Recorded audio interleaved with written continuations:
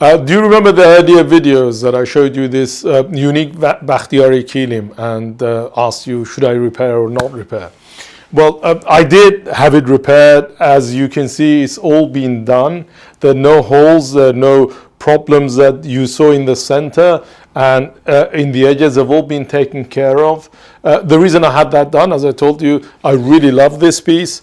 It's quite unique. I've never seen a Bakhtiari kilim like this. The wool is all undyed wool. This wool has not been dyed. It's a natural color of the sheep.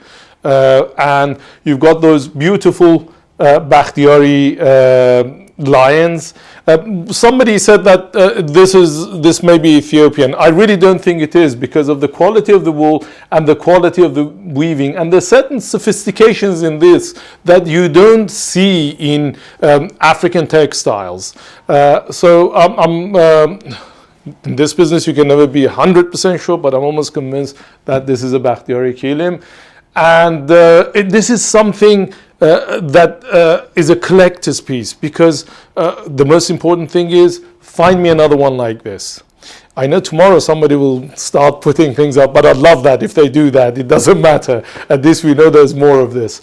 Anyway, just wanted you to see it as I promised you that since most people said repair it, I did repair it. I would have done it anyway. But I don't know if you can see close-ups of it, so you can see where the repairs were. If you can come in a bit, this is where one of the major repairs was. As you can see, you really can't see the repairs. There were some scattered around here.